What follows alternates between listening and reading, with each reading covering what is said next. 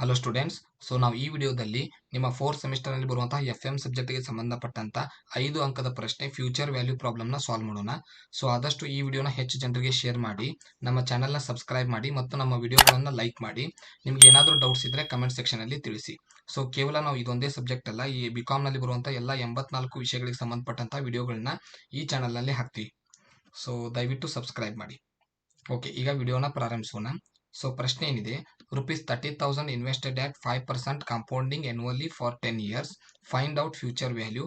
According to compounding value table of ₹1 for 10 years at 5% interest is 1.629. So ಈ ರೀತಿ ಪ್ರಶ್ನೆಯನ್ನು ಕೊಟ್ಟಿದ್ದಾರೆ. ಸೊ ಪ್ರಶ್ನೆಯಲ್ಲಿ ಏನೇನು ಕೊಟ್ಟಿದ್ದಾರೆ, ₹30,000 ಇನ್ವೆಸ್ಟೆಡ್ ಆಸ್, ಇನ್ವೆಸ್ಟ್ಮೆಂಟ್ ಮಾಡಿದ್ರು ಎಷ್ಟು 30,000, 5% ಇಂಟ್ರೆಸ್ಟ್ ನಂತೆ ಬಡ್ಡಿ ಹೆಂಗೆ, ಎಷ್ಟು ವರ್ಷ ಇಟ್ಟಿದ್ದಾರೆ 10 ವರ್ಷ. ನಮಗೆ ಅವ್ರು ಕಂಡಿಡಿ ಅಂತ ಹೇಳಿರೋದೇನು ಫ್ಯೂಚರ್ ವ್ಯಾಲ್ಯೂ. ಸೊ ಫಿಕ್ಸ್ ನೆನ್ಪಿಟ್ಕೋರಿ ನೀವು, ಫ್ಯೂಚರ್ ವ್ಯಾಲ್ಯೂ ಶಬ್ದ ಬಂದರೆ ಪ್ರಾಬ್ಲಮ್ನಲ್ಲಿ ನಾವು ಫ್ಯೂಚರ್ ವ್ಯಾಲ್ಯೂ ಕ್ಯಾಲ್ಕುಲೇಟ್ ಮಾಡ್ತಾ ಇದ್ದೀವಿ ಅಂದಂಗೆ. ಫ್ಯೂಚರ್ ವ್ಯಾಲ್ಯೂಗೆ ನಮ್ಗೆ ಏನೇನು ಕೊಟ್ಟಿರ್ಬೇಕು, ಅವರು ಎಷ್ಟು ಇನ್ವೆಸ್ಟ್ಮೆಂಟ್ ಮಾಡಿದ್ದಾರೆ ಅದನ್ನು ಕೊಟ್ಟಿರ್ತಾರೆ. ಸೊ ಇನ್ವೆಸ್ಟ್ಮೆಂಟ್ ಮಾಡ್ತಿರೋದು ₹30,000ನ, ಎಷ್ಟು ಬಡ್ಡಿ ಹೆಂಗೆ 5% ಇಂಟ್ರೆಸ್ಟ್ ಹೆಂಗೆ, ಎಲ್ಲಿ ಮಟ್ಟ ಇಡ್ತಿದ್ದಾರೆ 10 ವರ್ಷದ ಮಟ್ಟ. ಸೊ 10 ವರ್ಷ ಆಗಿಂದ ಅವ್ರು ಇಟ್ಟರು 30,000 ಇನ್ವೆಸ್ಟ್ಮೆಂಟ್, ಅವ್ರಿಗೆ ವಾಪಸ್ ಎಷ್ಟು ಸಿಗುತ್ತೆ, ಭವಿಷ್ಯದ ಅಮೌಂಟ್ ಎಷ್ಟು ಕಂಡುಹಿಡಿತಾ ಇದ್ದೀವಿ. ಸೊ ಫ್ಯೂಚರ್ ವ್ಯಾಲ್ಯೂಗೆ ನೀವು ಆನ್ಸರ್ ಶೀಟ್ನಲ್ಲಿ ಏನೇನು ಬರೀಬೇಕು, ಎದಕ್ಕೆ ಮಾರ್ಕ್ಸ್ ಇರುತ್ತೆ ಅಂದರೆ ಮೊದಲು ಫಾರ್ಮುಲಾ ಬರೀಬೇಕು. ಸೊ ಫಾರ್ಮುಲಾ ಏನು ಫ್ಯೂಚರ್ ವ್ಯಾಲ್ಯೂದು, future value is equal to principal amount 1 + i⁻n. So ಇದು ಫಾರ್ಮುಲಾ. ಸೊ ಮೊದಲು ಫಾರ್ಮುಲಾ ಬರೀಬೇಕು. ಫಾರ್ಮುಲಾದೊಳಗಿರೋ ಟ್ರಾನ್ಸಾಕ್ಷನ್ ಅಂದರೆ ಏನು ಅದನ್ನು ಬರೀಬೇಕು. ಸೊ ಮೊದಲು ಪಿ ಅಂದರೆ ಪ್ರಿನ್ಸಿಪಲ್ ಅಮೌಂಟ್. ಸೊ ಇದರಲ್ಲಿ ಪ್ರಿನ್ಸಿಪಲ್ ಅಮೌಂಟ್ ಎಷ್ಟು ಅದನ್ನು ಬರಿತೀವಿ. ಸೊ ಇದರಲ್ಲಿ ಪ್ರಿನ್ಸಿಪಲ್ ಅಮೌಂಟು 30,000. ಸೊ ಪ್ರಾಬ್ಲಮ್ನಲ್ಲಿ ಕೊಟ್ಟಿರುವಂಥ ಅಮೌಂಟ್ ಏನಿರುತ್ತೆ ಅದಕ್ಕೆ ಪ್ರಿನ್ಸಿಪಲ್ ಅಮೌಂಟ್ ಅಂತ ಕರಿತೀವಿ, 30,000. ನೆಕ್ಸ್ಟ್ ಐ ಅಂದರೆ ಏನು ಬರಿತೀವಿ, ಐ ಅಂದರೆ ಇಂಟ್ರೆಸ್ಟ್ ರೇಟ್. ಸೊ ಐ ಅಂದರೆ ಇಂಟ್ರೆಸ್ಟ್. ಸೊ ಎಷ್ಟು ಪರ್ಸೆಂಟ್ ಬಡ್ಡಿ ಇದೆ, 5% ಇದೆ. ಸೊ 5%ನ ರುಪೀಸ್ಗೆ ಕನ್ವರ್ಟ್ ಮಾಡ್ಕೋಬೇಕು. ಹೇಗೆ ಮಾಡ್ಕೊತೀವಿ, 5/100. 5/100 ಮಾಡ್ತೀವಿ, ಅವಾಗ ಎಷ್ಟು ಬರುತ್ತೆ 0.05 ಬರುತ್ತೆ, 0.05 ಬರುತ್ತೆ. ನೆಕ್ಸ್ಟು ಎನ್ ಅಂದರೆ ಏನು, ನಂಬರ್ ಆಫ್ ಇಯರ್ಸ್. ಸೊ ಇದನ್ನೆಲ್ಲ ಬರೀಬೇಕು ನೀವು, ಡೀಟೇಲ್ಸ್ ಅಂದರೆ ಮಾರ್ಕ್ಸ್ ಇರುತ್ತೆ. ಸೊ ಎನ್ ಅಂದರೆ ನಂಬರ್ ಆಫ್ ಇಯರ್ಸ್. ಎಷ್ಟು ವರ್ಷದ ಮಟ್ಟ ಅವ್ರು ಇನ್ವೆಸ್ಟ್ಮೆಂಟ್ ಮಾಡ್ತಾ ಇದ್ದಾರೆ, 10 ಇಯರ್ಸ್ ಮಟ್ಟ ಇನ್ವೆಸ್ಟ್ಮೆಂಟ್ ಮಾಡ್ತಾ ಇದ್ದಾರೆ. ಸೊ ಇದಿಷ್ಟು ಡೀಟೇಲ್ಸ್ ತೊಗೊಂಡು ನಾವು ಫಾರ್ಮುಲಾದೊಳಗೆ ಫಿಲ್ ಮಾಡಿ answer ಕಂಡುಹಿಡಿತೀವಿ.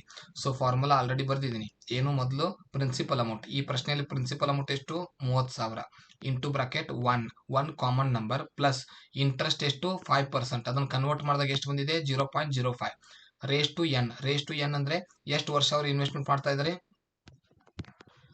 Okay, raise to N ಅಂದರೆ ಎಷ್ಟು 10. ಈಗ ಇದನ್ನು ಸಾಲ್ವ್ ಮಾಡಿದಾಗ ಎಷ್ಟು ಬರುತ್ತೆ. ಸೊ ಮೊದಲು 30,000 ಆಸ್ ಇಟ್ ಈಸ್ ಬರಿತೀವಿ. 1 + 0.5 ಅಂದರೆ 1.05 ಬರುತ್ತೆ.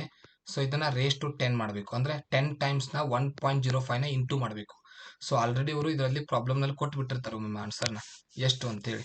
ಸೊ ಈ ಪ್ರಾಬ್ಲಮ್ನಲ್ಲಿ ಆಲ್ರೆಡಿ ಅವರು ಕೊಟ್ಟಿದ್ದಾರೆ 1.629. ನೀವು ಇದನ್ನು 10 ಟೈಮ್ಸ್ ಇಂಟು ಮಾಡಿದ್ರು ಅದೇ ಆನ್ಸರೇ ಬರುತ್ತೆ.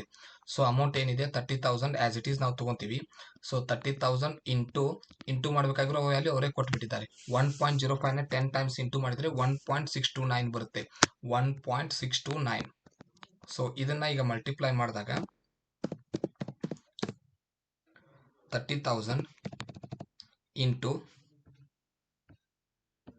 1.629 48,870. ಸೊ ಇದೇನಿದೆ ಅಲ್ಲ ಆನ್ಸರು, 30,000 ಇನ್ವೆಸ್ಟ್ಮೆಂಟ್ ಮಾಡಿದರೆ ಅವರಿಗೆ ರಿಟರ್ನ್ ಸಿಗ್ತಾ ಇರೋ ಅಮೌಂಟು 48,870. ಸೊ ಇಷ್ಟೇ ಸಿಂಪಲ್ ಇರುತ್ತೆ ಪ್ರಾಬ್ಲಮ್.